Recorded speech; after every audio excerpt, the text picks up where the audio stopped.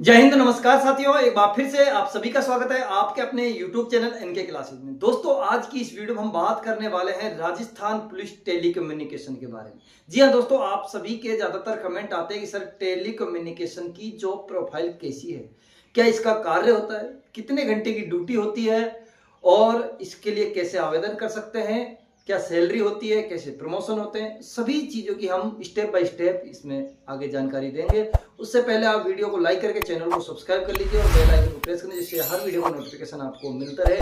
दोस्तों, आपको अगर इसमें समझना है तो वीडियो को स्किप मत करना और सीधे देखते जाना है। वीडियो थोड़ा लेंथी हो सकता है, तो चलते हैं दोस्तों, शुरू करते हैं।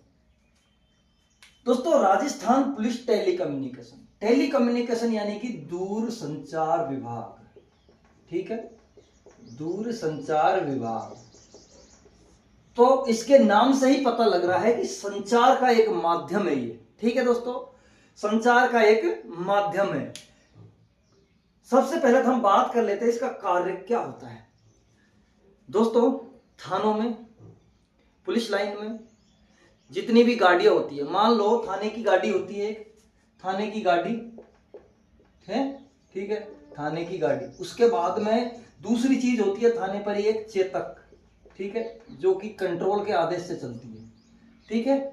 उसके बाद में सिग्मा, यानी कि जो मोटरसाइकिल पर, ठीक है, मोटरसाइकिल पर जो जवान निकलते हैं सिविल में, उनके पास भी ये सेट होता है, ठीक है।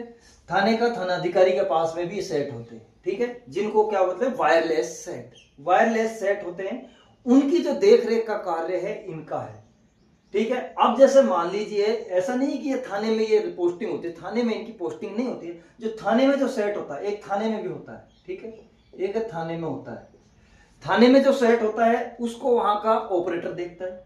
उसके बाद में थाने की गाड़ी होती है, उसमें जो थाने की गाड़ी में जो भी बैठा होगा अधिकारी, वो वहां से जवाब देगा, कोई भी बात होगी तो। चेतक में चेतक का अधिकारी देगा।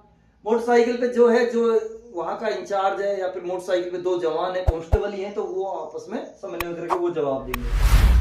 सीआई साहब है, थानाधिकारी महोदय है, तो थानाधिकारी महोदय अपना जवाब देगा अगर उनको कॉल किया जाता है, ठीक है। ये क्या है, कम्युनिकेशन चलता रहता है। और सबसे ज्यादा जो इसका काम है वो सिटी में है, ठीक है, सिटी में, कोई सी भी सिटी हो वहां पर सबसे ज्यादा इसका कम्युनिकेशन होता है। जैसे मान लीजिए, अब यहां पर आपकी बात करते हैं, जयपुर कमिश्नरेट है, जोधपुर कमिश्नरेट है, ठीक है, कोटा सिटी।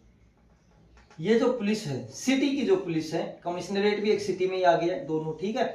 तो यहां पर इनका सबसे ज्यादा काम होता है दूर संचार विभाग वालों का, ठीक है, क्योंकि यहां पर कोई ना कोई सेट खराब होता है, कैसे कम्युनिकेशन कर रहा है, किसी की आवाज लाउड सही नहीं आ रही है, तो उसका काम यही करेंगे कि सेट क्यों आवाज नहीं आ रही है, उसके वहां पर उनका जो फिक्सेशन है, यानी कि जो जैसे अपने यहाँ पर दूर संचार के लिए सारे एंटीना टाइप में होते हैं, तो वो उनके कैसे रेंज बढ़ानी है, क्या करना है, क्या नहीं करना है, कोई सेट खराब हो गया है उसकी देख रेख करनी, सारा काम उनका काम होता है, ठीक है दोस्तों।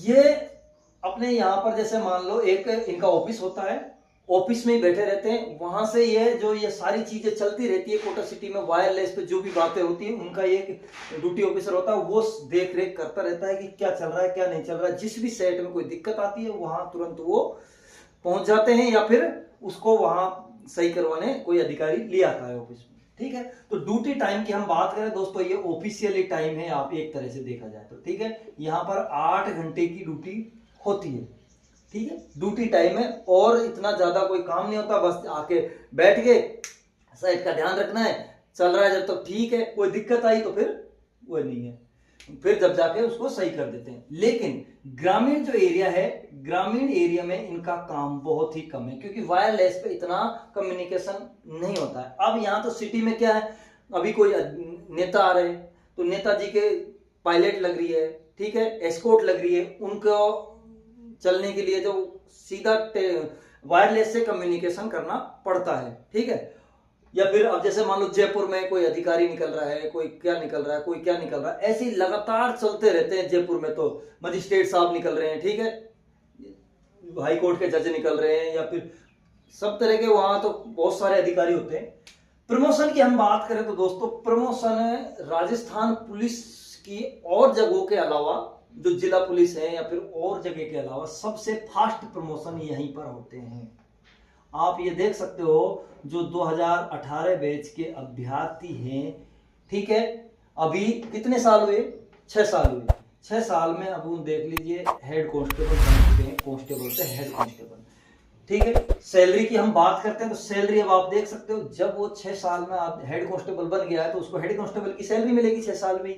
तो यहाँ पर सैलरी भी वैसे तो राजस्थान पुलिस के अंतर उसी प्रकार होती है राजस्थान पुलिस की तरह, लेकिन टेक्निकल ब्रांच है तो टेक्निकल के कुछ इनको भत्ता अलग से मिल जाता है। लेकिन अब प्रमोशन हो गया, मान लो 2018 बैच का उसका हेड कांस्टेबल में हो गया तो उसको हेड कांस्टेबल की सैलरी मिलने लगी है अभी से। और जो 2018 बैच का राजस्थान पुलिस में उसको क्या मिल रहा है, अभी वही कांस्टेबल की सैलरी मिलेगी। और उसका प्रमोशन होगा या नहीं होगा क्या, तो पूरी नौकरी निकाल देता है अभ्यर्थी, ठीक है, जो जवान है कांस्टेबल में ही। या फिर वो क्या करता है, उसको 10 साल लग जाते हैं, 15 साल लग जाते हैं, 20 साल लग जाते हैं हेड कांस्टेबल बनने में।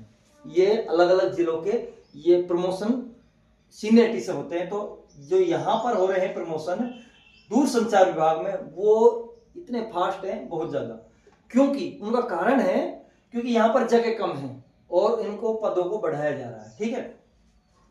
सैलरी होगी। यहाँ पर पोस्टिंग की हम बात करें तो पोस्टिंग यहाँ पर जैसे मान लो जिले में हो गई है, ठीक है, एक जिले में हो गई, जिले स्तर पर ही इनकी पोस्टिंग रहती है। ऐसा नहीं है कि थानों में पोस्टिंग नहीं होती है, ना तो थाने में होती है ना पुलिस लाइन में होती है, ठीक है, इनकी कहीं भी नहीं होती है। एक जिले पे एक इनका अलग से एक टेलीकम्युनिकेशन का ऑफिस होता है, वहीं पर इनकी पोस्टिंग होती है। आपको अगर जैसे मान लो आप भर्ती हो गए तो राजस्थान के किसी भी जिले में आपको भेज सकते हैं, ये चीज ध्यान रखना। कार्य की बात करें तो कार्य मैंने आपको बता ही दिया क्या काम होता है इनका। आवेदन कैसे करें दोस्तों, आवेदन के लिए मैं यहाँ पर कौन कौन इसमें आवेदन कर सकता है, तो जैसे मान लो किसी के पास है 12th पास है, 12th में भी आपके पास PCM होनी चाहिए, ठीक है। PCB वाला यहाँ पर आवेदन नहीं कर सकता है, PCB बायोलॉजी वाला, ठीक है। PCM जिसके पास मैथ्स के बारे में वो आवेदन कर सकता है। उसके अलावा यहाँ पर जो कंप्यूटर साइंस है वो वाला अभ्यर्थी आवेदन कर सकता है जिसके पास कंप्यूटर साइंस है।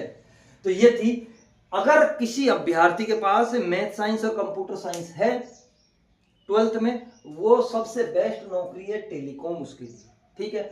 दूसरे नंबर, अगर वो आगे किसी भी एग्जाम की तैयारी करना चाहता है तो उसके लिए भी ये सबसे बेस्ट नौकरी है, क्योंकि काम होता नहीं है, आराम से आदमी इसमें बैठकर तैयारी कर सकता है। अगर मान लो किसी का लक्ष्य है, कोई PCM है या कंप्यूटर साइंस है, उसका लक्ष्य है PCM वाला, मान लो बीटेक कर ली उसने, बीटेक करने, अब जैसे बीटेक से आपकी यहाँ पर, ठीक है, बीटेक से आपकी यहाँ पर जो दूरसंचार विभाग में SI की भर्ती भी निकली है, अगर उसमें हो जाता है तो ठीक है, नहीं होता है तो उसके लिए यही है कि यहाँ आगे तैयारी करने का मौका मिलता है। आप अपनी जो भी टेक्निकल लाइन में या फिर कहीं भी आप अपनी भर्ती का एग्जाम दे सकते हैं यहाँ से, ठीक है, समझ गए। तो ये बहुत अच्छी है जो टेलीकॉम के लिए तैयारी करने के लिए। आप मान लो यहाँ से, मैं तो ये समझता हूँ RS का IAS का पेपर भी फाइट कर सकते हो, इतना टाइम आराम से बैठ के, जो आप चाहो ने, आपका जो लक्ष्य है कि मेरा तो ये बनने का लक्ष्य है, उस चीज की यहाँ बैठ कर आप तैयारी कर सकते हो। आपकी नौकरी की नौकरी लग जाएगी। अगर इससे आप PCM और कंप्यूटर साइंस से हैं तो यहाँ नौकरी मिल जाएगी, सैलरी भी आपकी एक दिमाग में से टेंशन होगी, और आप जो भी भर्ती का आपका लक्ष्य है उसकी भी आप तैयारी कर सकते हैं। तो ये बहुत अच्छी नौकरी है और सभी के बजाय। तो ऐसे ही मेरे साथ जुड़े रहिए, हर अपडेट के लिए चैनल को सब्सक्राइब और बेल आइकन प्रेस करें, जिससे हर वीडियो को नोटिफिकेशन आपको मिलता रहे। तो मिलते हैं दोस्तों, जय हिंद, जय भारत, वंदे मातरम।